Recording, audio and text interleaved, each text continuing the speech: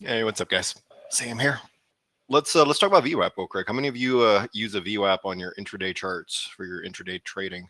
It's probably the most valuable thing you can have. So the VWAP is this dotted white line,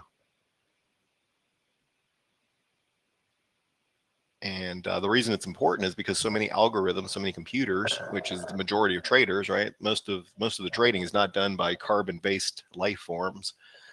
It's done by silicon-based computer chips, and they like to key off of certain levels. So the main one that they'll key off of is the VWAP for the day, right? So this is a free indicator. You could just throw it on your charts. If you do any type of intraday trading, I certainly suggest that you have it. You can see back here during the earlier part of the day, you did go and hit the VWAP. Keep in mind the VWAP is the white line. And you see how you were unable to break the VWAP and the 200. The 200 is very important as well. It's the red line. So you have this intersection right here. You see how it gets kind of chunky in there?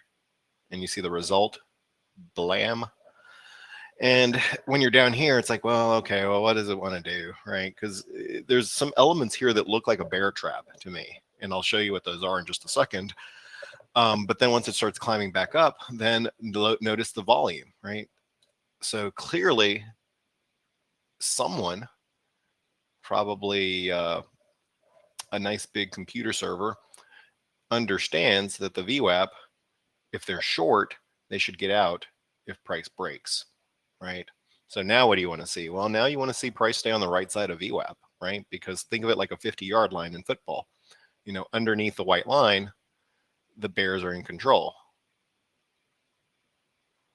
And above the white line, the bulls are in control, right?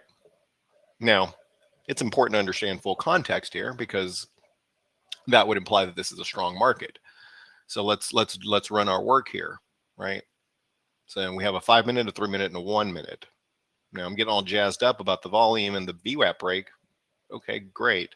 But look at the 5-minute chart. Is that a downtrend or an uptrend or no trend?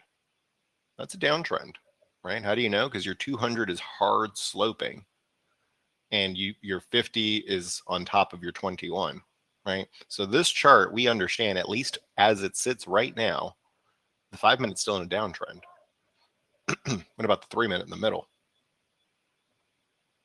Well, what is the 200 doing? It's hard sloping. Price is underneath it, right? So I would still say this is in a downtrend. So downtrend, downtrend. And then here, do we have an uptrend or do we have a sideways market on the 1-minute? We have a sideways market, right? This structure is not fully correct yet. Yes, you're above all the key moving averages, but your 200 is still not flat or up, right? So then the game becomes, well, we understand this is down still, this is down still, and this is just recently transitioned from down to sideways.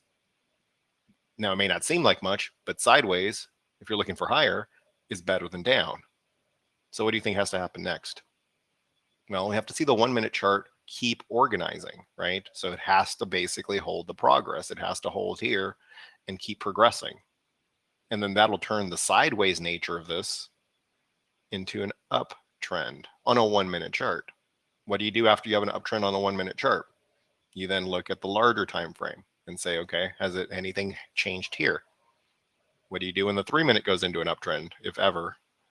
Then you move up another time frame. So this may seem complicated because we're using multiple time frames and you can see that there's like pushing and pulling, but this is actually a great opportunity to learn all this stuff, because when the market's on a 1 hour is up, and then on a 15-minute it's up, and on the daily it's up, right? You know, everyone likes that because it's easy, but you don't learn anything, right? Because this is just the easiest game in the world. What do we have now? Well, we have the daily, which is sideways. We have the weekly, which is down. We have the hourly, which is down. We have the 15, which is down. And then you have the 1-minute, which is like sideways to up, right? And you can see here when you kind of understand it like this, like it's down, sideways, down, down, sideways. What do you think that leads to? It leads to some ugly ass trade. And so because that is the case, well, most of these are down, right? The weekly's still down, the daily's sideways, but that could easily change. The hourly's down, the 15-minute is down. So are we going to give that much weight to a 1-minute chart and say this is the bottom? Probably not. But hopefully you can understand the 1-minute is the one that's steering the ship for now. Now, we want nothing more than to not look at a 1-minute anymore. What we want is for it to transition into at least a 3-minute, ideally a 5-minute, and then from there it becomes a more serious conversation. A 1-minute chart is by nature noisy and relatively weak. So there's that. And then just real quick here, just to cover the quick hit stuff, because I know a lot of you have been part of this. Just so you're aware, this is the setup that I'm running with. If you took the class, you can find this in the PDF. It's called the James version. You go into the PDF thing and just grab the link. And really nothing changes here, right? Like this is a much simplified version than what I see everybody else, typically using.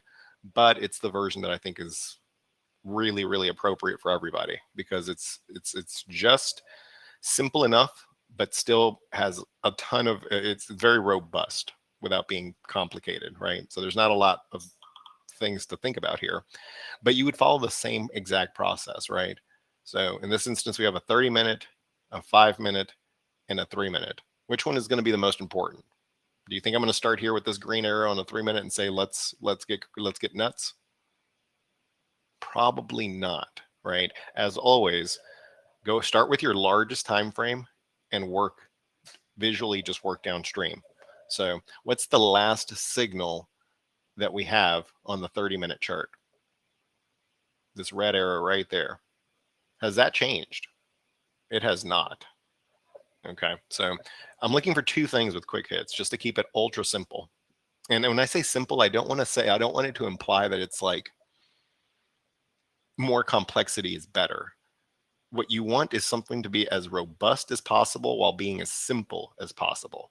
And I think I can make this as simple as possible. So we're looking for two things, and it's extremely simple. You can probably teach your 10-year-old, if you have one, what to look for, which is the whole point of the indicator. You're looking for what's the last arrow, okay? And then you're looking for what is the shape of the line.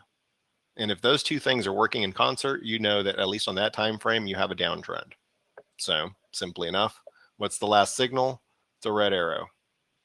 What's the shape of the line? It's down. 30-minute is a downtrend. Okay. What about 5-minute? 5-minute is sideways now. The last signal on a 5 is the up arrow. The line is sideways. Okay. Now that doesn't sound like much, but when you say that the larger time frame is down, sideways is certainly an improvement. What about the 1-minute or the 3-minute over here? Well, the 3-minute is still sideways as well. So now what do you have? Well, you have down here, sideways here, sideways here. So how do you think this is going to work? Well, funny enough, it works exactly the same as over here.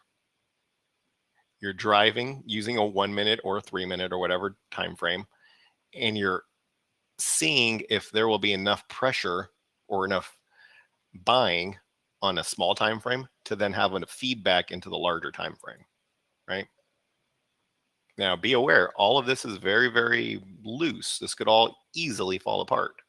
So what you have to do is then watch, I'll say a 1-minute chart, even though I wouldn't typically suggest it for most people. I would typically suggest a 3-minute chart at the minimum, but let's say the 1-minute, you'd have to watch the 1-minute to make sure that it doesn't do something it's not allowed to do. So is it allowed to pull back into 395.22? Yes. Is it allowed to pull back into 394.89? Yes. Is it actually even allowed to pull back into 394.62? Yes. So it's good all the way back to here. If, and this is where it gets fun, if it breaks the lower boundary, because keep in mind, there's no structure anywhere else other than here.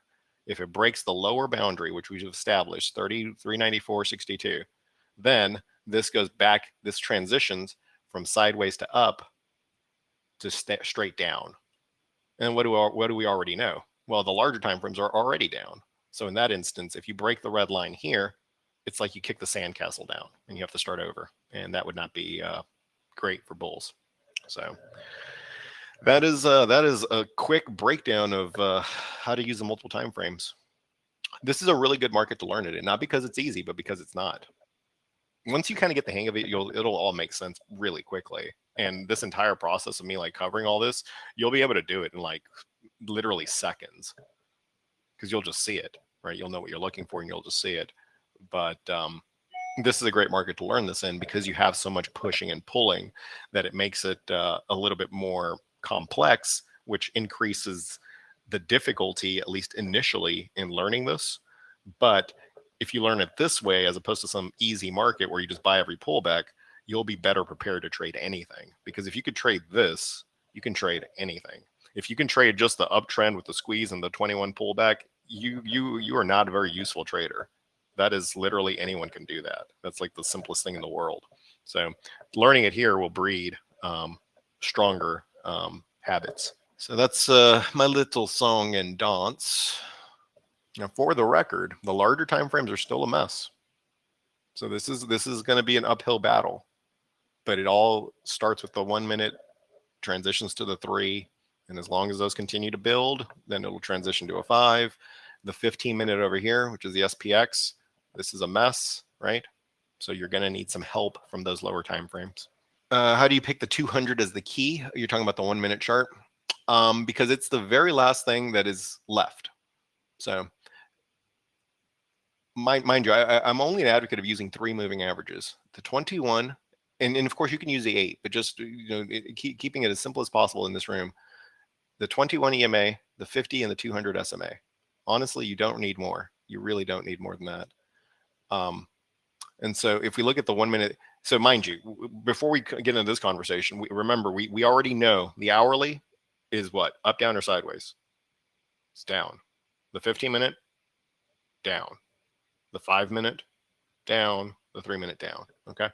So if we look at the 5-minute chart over here, there's only so many things that can catch price. It's either going to be a moving average or a previous high or low.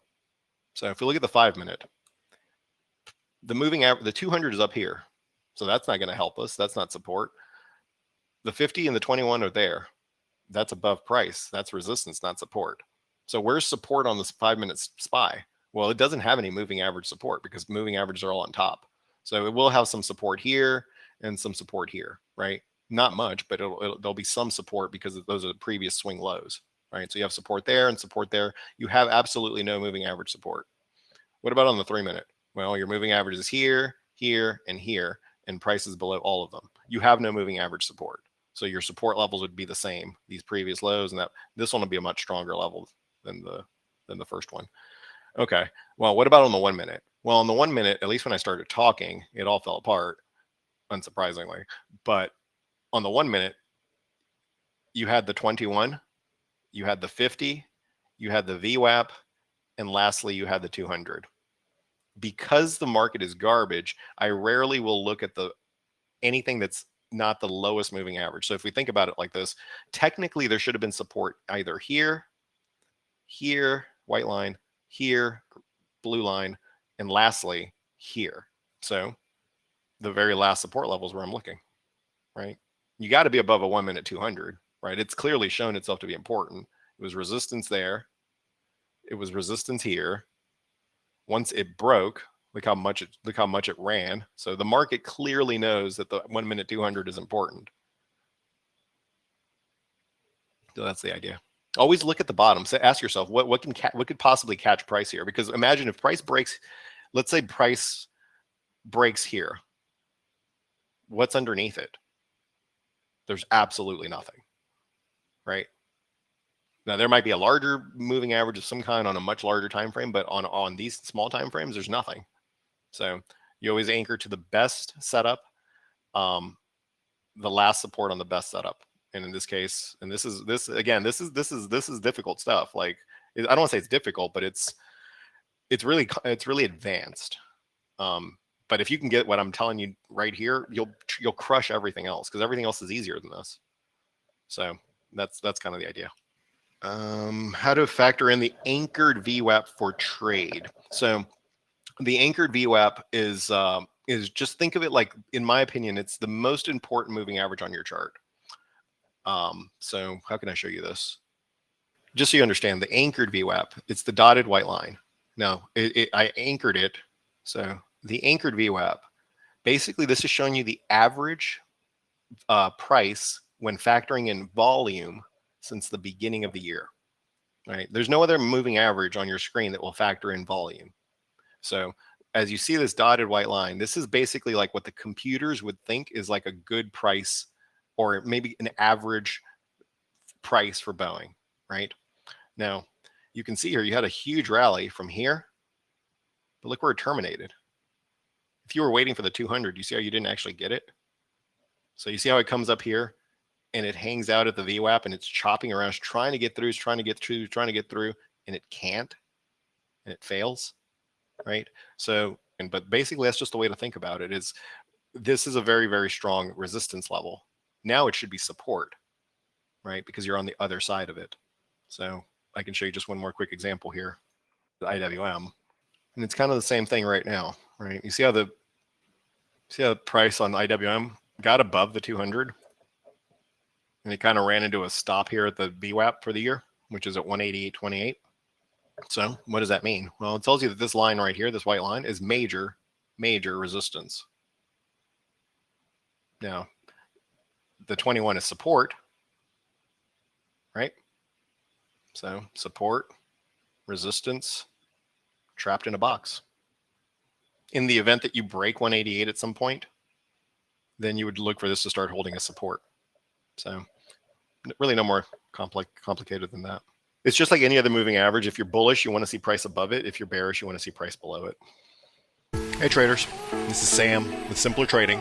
I want to thank you for watching today's video. Hopefully you found the information in it helpful. If you did, leave us a like, leave us a comment. It really does help us out with the algorithm.